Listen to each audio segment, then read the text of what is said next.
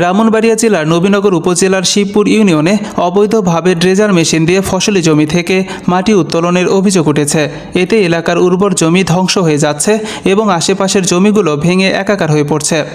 সরেজমিনে গিয়ে দেখা যায় শিবপুর ইউনিয়নের সাবেক ব্যাংক কর্মকর্তা আব্দুর রাজ্জাক একাধিক 3 ফসলি জমি ও ডোবা থেকে ড্রেজার মেশিনের সাহায্যে মাটি উত্তোলন করছেন। বিষয়টি স্থানীয় ভূমি কর্মকর্তা নায়েবকে জানানো হলে তিনি ঘটনাস্থলে গিয়ে মাটি কাটার বিষয়ে জানতে চান।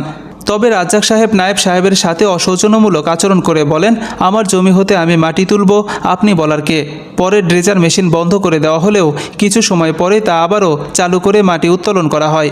এ বিষয়ে সাংবাদিকরা নবীনগর উপজেলা সহকারী কমিশনার ভূমিকে ফোনে অবহিত করলে তিনি জানান, আমি এখানে নতুন জয়েন করেছি, তবে বিষয়টি দেখছি। কিন্তু বেশ কিছুদিন পেরিয়ে গেলেও এখন পর্যন্ত কোনো প্রকার আইনি ব্যবস্থা গ্রহণ করা হয়নি। ফলে স্থানীয়দের মাঝে ক্ষোভ ও হতাশা দেখা দিয়েছে। স্থানীয়রা মনে করছেন, প্রভাবশালীদের বিরুদ্ধে ব্যবস্থা না নেওয়ায় এই প্রবণতা প্রশাসনের দায়িত্বহীনতা এবং আইনের প্রতি অবহেলারই প্রমাণ।